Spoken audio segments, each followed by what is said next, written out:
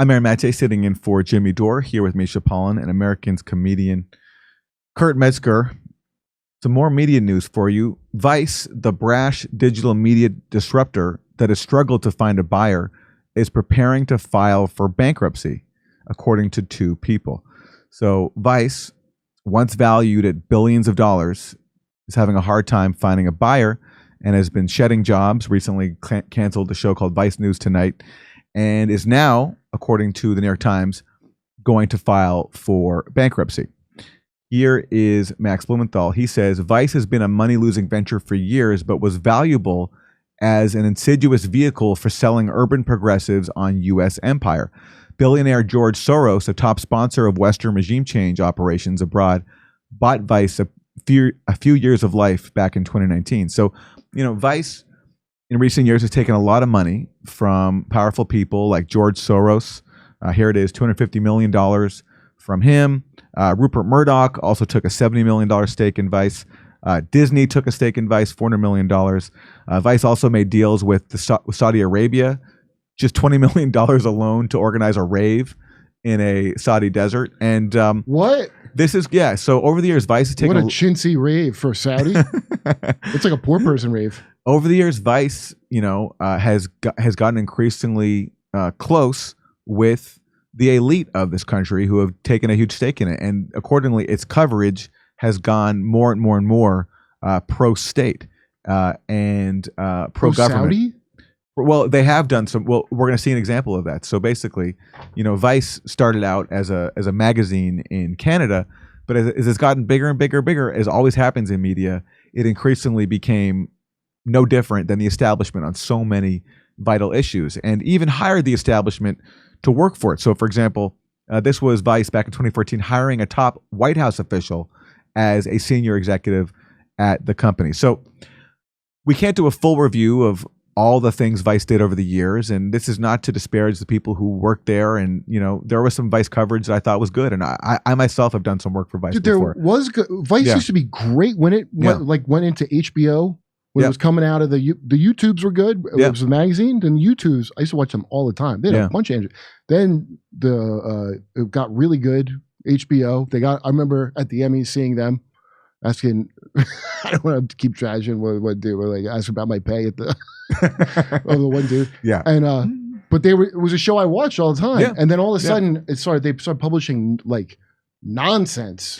Well, that's what we're going to go over today. Just some of the greatest hits of Vice. Basically being no different than the establishment and basically putting an edgy... She came in, actually. Well, it was even before that. Even putting an edgy face on U.S. hegemony. There's so many examples of this. So here's one. This was after Gaddafi was killed in Libya. And Vice said, today Gaddafi is spelled D-E-A-D. We imagine our buddies, the rebels of Libya, are celebrating pretty hard right now. Oh, that's pretty gross. So that's really gross. That is October 20th, 2011. And 8 days later, check out this headline in Vice. The flag of Al-Qaeda is now flying above a courthouse in Benghazi, Libya. What is so, are we for or against that? Oh. So here they are celebrating Gaddafi's death and thinking about their buddies, the rebels who are celebrating. 8 days later, Vice has to report that the flag of Al-Qaeda, the flag of their rebel buddies, is now flying above a courthouse in Benghazi. Well, clearly not the same person wrote these, right? Because that looks like that was prepared to get for them. I don't know who there was buddies with the rebels of Libya. Well, here's another one. This is from Ukraine. This is back in 2014 when shortly after a US-backed coup has brought a new government into power.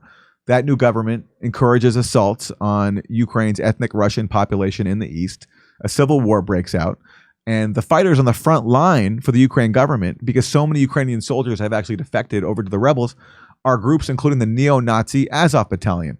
And watch how Vice covers the neo-Nazi Azov Battalion. I remember this. So the host asks, I've noticed some pro-Russia locals call the Azov Battalion Nazis. Местные жители пророссийско настроены, просто называют батальон Азов нациками.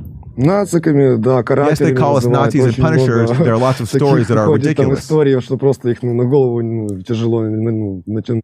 And look, see, he's playing with a puppy. The Nazis playing with a puppy. He's got the black sun, the one they removed because it's a Nazi symbol. Yes, he's got that on his patch. Yeah. Well, back then they hadn't removed it yet. So yes, he is wearing. Oh, so this is ridiculous. yeah. Oh my God. And look, they show him playing with a puppy. So of course it's ridiculous.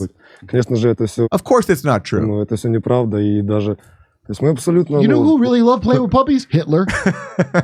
We're just ordinary guys from all over Ukraine. Обычные, want to secure a future for white children and for... Со всей Украины у нас. Честно, у меня даже есть тоже пара фотографий. Frankly, listen to this. Frankly, there are even pictures of me with my arm raised up, but just for fun. So he's admitting... And I do full blackface. He's admitting to, doing the Nazi salute, but he says it's just for fun. That's great when they don't. I love that. That's a thing of like, no, of course not. Of course I sing Heil at parties. But because they have no concept of how American you're a Nazi for like the tiniest thing that's not Nazi-ish, and he has no idea how this would be received. Там же, то есть у меня поднята рука вверх. То есть, это как бы шутка. То есть ничего, It's nothing serious. Просто местные, может быть. And so here's a question from the Vice reporter. He says, maybe the locals don't think it's very funny that you're, doing the Nazi salute. Не понимают шутки. Они думают, что And then the guy says they think that fascist Germany is coming на for них them. идет какая-то фашистская Германия с какими-то In the form of us guys with unclear intentions. ребятами настроенными какими-то непонятными абсолютно настроями. Oh. And there it is. That's back when Vice didn't have to cover that up. Yeah. Yeah, there it is. Here, let's show that again. So right there, that is the Azov logo, and the Azov logo is inspired by Nazis. That's where it comes from. And I like that one. That's the occult one. That's not like they don't use swastika. They use like the weird Vril Society, like spooky Nazi black magic symbol. So here's more. This is in Venezuela, where Venezuela has been the target for years of U.S. coup attempts. 2 decades ago, the Bush administration tried to overthrow Chavez. And then under the Trump administration, the U.S. once again tried to overthrow Chavez's successor, Maduro. And here is Biden basically, here's Vice basically acting as stenographers for now the Trump administration and trying to overthrow Maduro. And here's what Vice says. Venezuela doesn't know how to manage their oil. So these backward Venezuelans, they have all these problems because they don't know how to manage their own oil, which is such a condescending, false thing to say, when really the problem with Venezuela was that the U.S. sanctions were specifically designed to destroy Venezuela's oil sector because they couldn't import the parts and supplies they needed to keep their oil going. And they also lost their oil sector because the U.S. expropriated Citgo, which is Venezuela's oil company. The U.S. wing of that, the U.S. basically took it over and gave it over to the coup plotters that the U.S. was trying to install. So this is Vice basically. Well, that's called managing oil, Aaron. So this is Vice just basically parroting the Trump administration's line. This is when Trump was in. Yeah. So they agree with Trump on this point. They absolutely do. Classic example of this. And here's a headline for the story. Venezuela's mismanagement of oil only makes the people suffer. Venezuela has the largest known oil reserves in the world, which begs an obvious question. Why is the country in such unending economic despair? President Nicolas Maduro blames the United States and its sanctions. Donald Trump hands off Venezuela. De inmediati. Immediati, pues. Immediati. It's true that production is at a near 70-year low. It's also true that Maduro's oversight of the oil industry is rife with corruption and mismanagement. So nothing here about what the data actually shows. And if you look at that chart that he showed about Venezuelan oil production, I'm going to show you in a second a chart that proves that as soon as the U.S. sanctions kick in, that's when Venezuela's oil production craters, as they were designed, because the sanctions made oil production impossible. And this is Vice. Yes, they mention what Maduro says in passing, but that's the only mention they give to it. And they go on to say that it's really because of corruption and mismanagement inside of Venezuela. Aren't all oil companies rife with corruption? And Sure. Is that like a standard way you do oil? And all the dictators of the U.S. props up around the world, of course. All these regimes are corrupt. But because the U.S. wants Venezuela's oil and they want to overthrow its government, you have to blame the Venezuelans and accuse them of mismanaging their own oil. Who do we send there to go suck their dick and ask for forgiveness to give us some oil during the Biden day? That was the thing I couldn't. We did have to do that. That's right. That's right. So this is what I said at the time. I love how the U.S. is imposing crippling, murderous sanctions that even a top opposition economist says has cratered Venezuelan oil production, and yet Vice News, News's take is right out of the Monroe Doctrine. Venezuela doesn't know how to manage their oil. It's so racist and condescending. And look, here's the chart I was talking about. So this is a comparison between Venezuelan and Colombian oil production. Venezuela is blue and Colombia is orange. And look, they're pretty much the same, although Venezuela is higher. As soon as August 2017, under Trump, the U.S. imposes its harshest sanctions aimed specifically at Venezuela's oil industry. Look at that drop. It just totally drops off. That's a direct result of U.S. sanctions, which of course this chart, by the way, comes from a top Venezuelan opposition economist who is not a fan at all of the Maduro government. But he's honest enough to recognize that U.S. sanctions deliberately destroyed Venezuela's oil production. So this Venezuelan opposition economist is more honest than Vice News, which is supposed to be this edgy adversarial U.S. outlet. And here's more from Vice on Venezuela. So there was this thing after Trump launched this coup in Venezuela. The Venezuelan government gave the keys to their embassy in Washington to a bunch of activists, people from Code Pink and other groups. And they were inside the embassy to hold on to it, to protect it from the coup government from coming to take it over. And that led to the siege where you had some pro-coup people outside the embassy, Venezuelans living in exile, who were against the Maduro government and supported the coup. They surrounded the embassy and basically blockaded it and prevented food from coming in. So there was a big struggle there. And they put sanctions on the... They put sanctions on their own embassy, wow. Yes. So this is how Vice News covered it. And how Vice News covered it is they basically tried to suggest that Code Pink, which is a women-led organization led by Medea Benjamin and Jody Evans, two women who are just lifelong peace activists. Code Pink tries to suggest that Vice News tries to suggest that Code Pink is endangering the people outside who are blockading the embassy. Look at this. Activists fight their battles through images on social media. The Venezuelans portrayed Code Pink as middle-aged white colonizers. Code Pink portrayed the Venezuelans as a mob of fascists. But Code Pink are pros. Code Pink are pros. Okay, so there's a sinister thing here. The Code Pink are pros at endangering these pro-coup Venezuelans. How did Vice, the whole time right here in America, there wasn't peaceful demonstrations like this that they turn a blind eye to, but they're worried. Now they're racist. That's unbelievable. A few days ago, we started noticing these people have been getting private information about our lives and putting it out there as a means of, I guess, scaring us.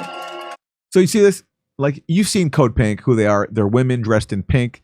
They hold rallies. They disrupt public events. These are many people who are senior citizens. And Vice is trying to accuse them of being threats to these people outside the embassy who are harassing the embassy protectors and blockading the embassy so they couldn't get food. And yet Vice is saying that somehow it's Code Pink that is endangering these people. Vice never was like this, even back at, that's wild. It's becoming a little, sketchy at this point. Creepy. Do you think, in a way, Code Pink might have brought more attention to the suffering of people in Venezuela? I don't know, because they've been having parties in the embassy. I don't really think they're spending their time talking to Congress people. We tried to get inside, but the activists upstairs wouldn't let us in, saying we were the hipster media arm of the empire. Of what? Of the empire. Whoa. Medea Benjamin's good. She really nails it. So Vice tried to get in and they were told, no, you're the hipster media arm of the empire, which is the only accurate line in that whole segment right there. So here's more. So we saw this before. Vice Media secretly organized a $20 million Saudi government festival, and Vice made deals with the Saudi government that, along with the money from George Soros and Rupert Murdoch and Disney, deals with Saudi Arabia helped rescue Vice from some serious financial straits. And accordingly, Vice's coverage was very pro-Saudi, including in this segment on the Saudi war on Yemen. So here is Eric Sperling of the group Just Foreign Policy. He says, a whole Vice News episode about Yemeni children, and it ignores the blockade that the World Food Program cites as a key factor in why 400,000 babies and toddlers could die this year. Saudi state TV would play this uncensored. It doesn't even feign objectivity. Here's one of many openly biased moments. The Houthis have said that their goal is to take over the whole of Marib City. What would that mean if that happened? Who's that? يبادقونا بالمدافع وبننتهي أنا والأطفال ليل ونهار وإحنا يعني خوف في حالة خوف في حالة رعب أنا بحس إني آمن لكن وين أجي. This state of fear has set in across the country. In the south, Houthis surround the city of Taiz and have increased their attacks on civilians. Children are some of the most vulnerable. Okay, so this is just straight up propaganda. Saudi Arabia, a U.S. ally, for years was blockading and bombing Yemen. The Houthis are a Yemeni resistance movement that fought the Saudi invaders. And Vice News here is trying to portray the Houthis as being the danger to Yemenis, when it's Saudi Arabia that was blockading Yemen and preventing aid from getting in. Well, why is Vice? Because why was Saudi Arabia? I don't know why they invaded them in the first place. Because there was a power struggle in the capital, and Saudi Arabia took the side of one faction and went to the lengths of waging a war against Yemen to impose the rulers that they wanted, and also because they saw the Houthis as an ally of Iran. Oh, Shia. And this was and this was before Saudi Arabia and Iran, reached a peace deal, but. This was all so the Houthis were seen as a proxy of Iran. So that's why, and many they reached a peace deal, and we're not going to reach one with our Yemen. So Saudi Arabia attacked Yemen with U.S. support, and yet Vice News is portraying the Houthis, which are the resistance movement, as they're the ones being the threat. Want to hear something funny, Aaron? Just a few years, probably before this, I saw the Vice thing about how in Yemen, or all these bombs that Saudi Arabia uses. I don't know why they do this, but they stamp "Made in America" on every guy, so that people get blown up by Saudi Arabia and find the bombs, and they're like, "America did this to us." That's right. Yeah. Can you, if you're going to do that, can you at least stop putting our name on it?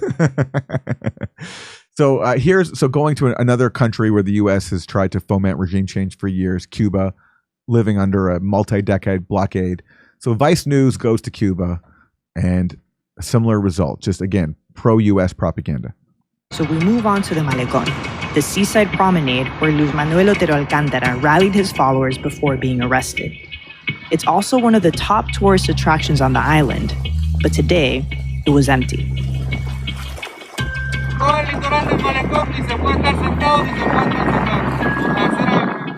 No podemos estar aquí. Fuera. Okay. A Cuban police guard just told me to get out of the Malecón. Locals warn us why we're told to leave. The Malecón is not allowed. The police have care because the police don't like to the citizen concentrate at one point because they are revolt inside the city. Oh, I wonder why it wasn't littered with homeless people. We play tourists to be sure no one is following us before visiting Carolina Barrero, a young art historian who uses public platforms to criticize the state. Y es el deber nuestro como ciudadanos de velar porque se respeten esos derechos. Por eso hemos venido hoy hasta aquí. And who's been under house arrest for over 200 days. Her friend, Alfredo Martínez, agrees to help escort us into her apartment for an interview. El plan ahora para ver a Carolina, ¿cuál es? Bueno, primeramente hay que pasar por un proceso de aprobamiento de la seguridad del Estado, que ellos son los que determinan quién entra o quién sale. But on our walk over, Alfredo receives a phone call from a government official who asks about us. They know we're trying to see Carolina. No te acabo de decir que no es mío aquí, o sea, se va de la mata. Exactamente, ¿qué es lo que temen de nosotros? No quieren prensa. ¿Pero por qué crees que van a pensar que estamos prensa? Ay, lo que van a decir, si tú hablas con Claudia, ella lo tiene hackeado el celular. Sí. Hola, ¿qué tal? ¿Cómo estás? All right, so this is classic Vice. So basically, this is a government that's been targeted for years for regime change by the U.S. Rather than focus on criticizing their own government, they go inside Cuba to try to find voices that will promote the U.S. narrative that Cuba is this irredeemable authoritarian state, where if you have a problem with Cuba's system, why not advocate for lifting the murderous sanctions that keep Cuba isolated and impoverished, which of course Vice will never do and possibly not even mention in their reporting. So this is Max Blumenthal. This piece by ex-Hillary Clinton campaign staffer and Finding Latinx author Paula Ramos was a central piece of the U.S. regime's coordinated info war against Cuba. Her father, Jorge Ramos, told me he sought the blessing of Mike Pence and Rubio for a 2019 regime change stunt in Venezuela. Her father is a famous journalist who went and interviewed Nicolas Maduro, and they had a very famous exchange where Maduro said to him that you're not a journalist. And her father also has promoted regime change inside Venezuela. Finding latinx. Was that why she was in Cuba, to find latinx? Here's Queer Lamone. This journalist worked in the Obama administration before serving as deputy director of Hispanic media for Hillary Clinton's 2016 campaign. Her dad is the famous right-wing talking head Jorge Ramos, who spent his career smearing socialist movements across Latin America. You know, I've seen Vice's good work where they went to scary places before, way back when. Yeah. Which is why that was the least impressive. Yeah. They're wearing masks. And, oh, did you get a phone call? Yeah, they said, don't look for that person. Let's move. Yeah. It looked better than LA. It looked better than LA. That the communist hellhole was not wall-to-wall people sleeping on the street with makeshift tents outside the buildings. How is that possible? Don't even show Cuba. And they have free healthcare. Yep. Here's Vice News in Syria. Assad is not stupid. I think he took a calculation. That's the former defense secretary and director of the CIA, Leon Panetta. Gamble. And I think in part it was based on the fact that it was pretty clear that the president did not want to militarily engage in Syria the way we had engaged in Libya. I mean, he won the war. He has won the war. He is a war criminal.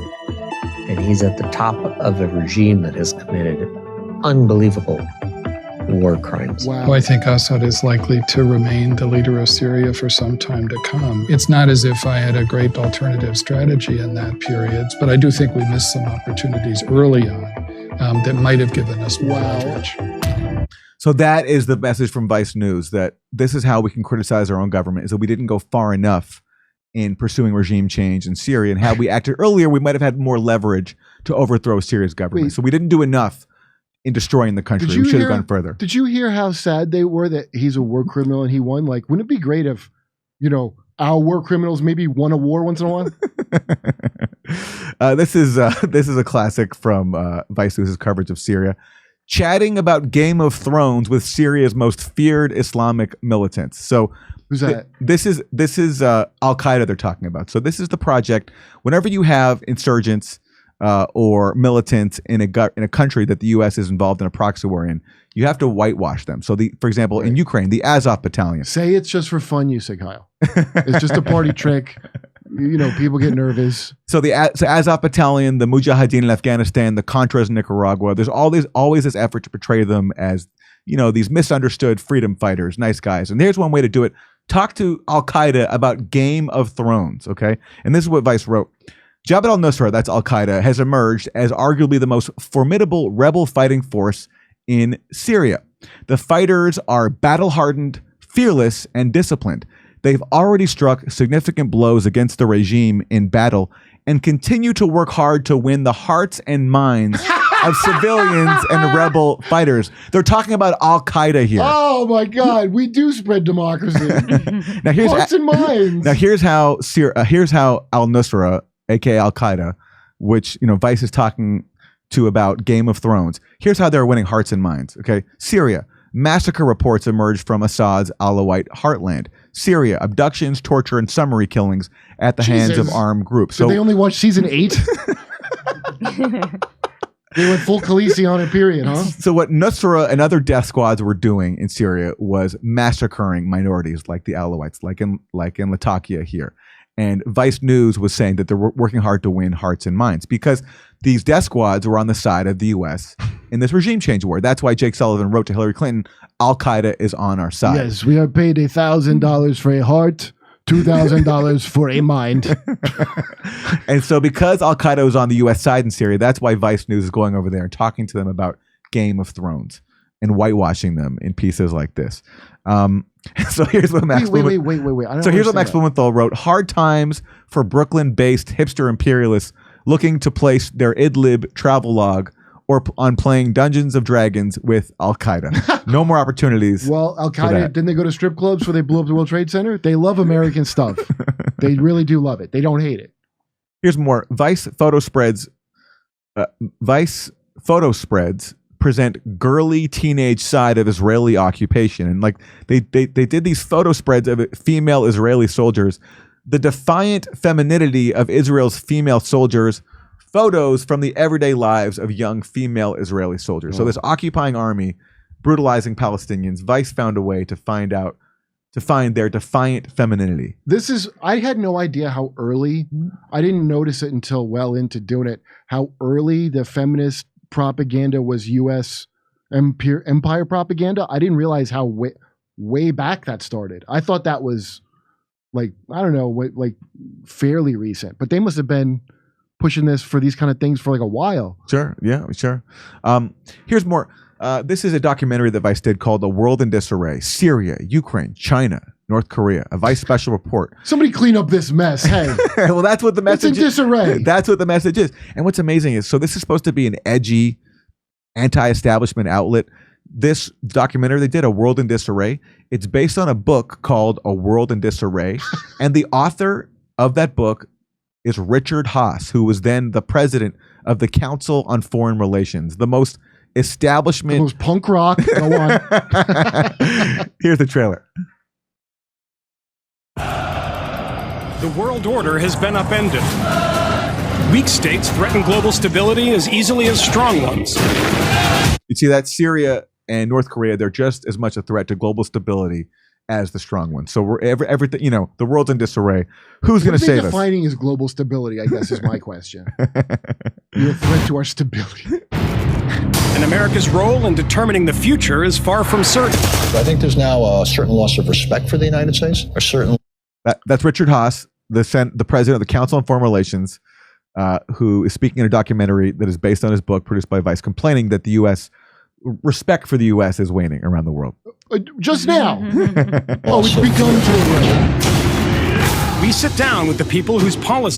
Condi Rice. Are you joking? Condi Rice. Yep. These have shaped them. Samantha Power. I'm that old that Condi Rice could be on a cool thing. Samantha Power. World. The West will. Tony Blinken. Samantha Power looks like the desiccated ghost of Samantha Bee. So right there, we've already seen two Iraq war criminals, Condi Rice and Tony Blair right there, but these are the talking head experts. Defend its position and its values. And take you to the flashpoints of a world in disarray. أين أمريكا؟ Кто ее выиграет? Никто. 中国也不会输的。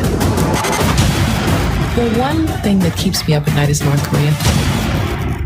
What happens in the world will affect the quality of life here. The idea that if America's first, the world is second, that's a false set of choices. We can do both. We need to do both.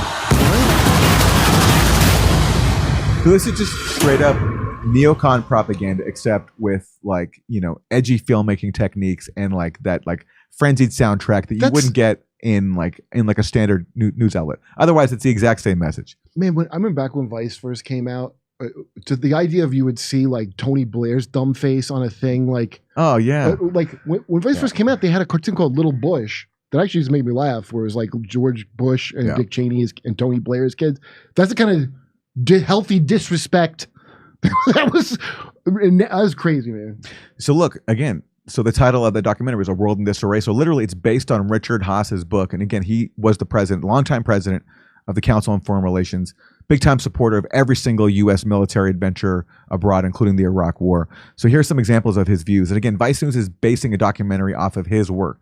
He says the international order for 4 centuries has been based on non-interference in the internal affairs of others and respect for sovereignty. Russia has violated this norm by seizing Crimea, by interfering in the 2016 U.S. election. We must deal with Putin's Russia as the rogue state it is. So Vice News is taking instructions from people like this guy. Well, Richard, look, we can't be sure that we did that because when the guy from the CIA got asked, he went, yum, yum, yum, yum, yum. Remember that? And she goes, do we interfere? Yum, yum, yum, yum, yum. Is that? Here's the Babylon beat. They say with Vice News closing, White House will have to lie to public directly. Not bad. Now, look, so a lot of people who invested in Vice have lost a lot of money, but one person who made out pretty well is one of the co-founders, Shane Smith. According to Semaphore, he's made more than $100 million from Vice. And here he is a few years ago posing in a Santa Monica mansion, living awesome large. Tattoo, Shane. First of all, let's just look at Shane's amazing tattoo. What is that, a tribal garter? So a lot of people actually lost money, but he did well. Yeah. And to do so, he had to preside over turning his outlet from, starting off anti-establishment to being on these vital foreign policy issues, a complete establishment mouthpiece. Hey, that is the cycle of life as you're supposed to become. You're supposed to start out like punk rock and become like a real piece of shit. That's the classic, like 80s MAGA, America great again, living. We're telling jokes in Nashville, Honolulu, Los Angeles, Northampton, Massachusetts, Syracuse, Cohoes, New York, Hartford, Connecticut, Baltimore, Chicago, Rosemont, San Diego, and more. Go to jimmydore.com to get a link for all those tickets. Plus, you can watch my new special, COVID Lies Are Funny.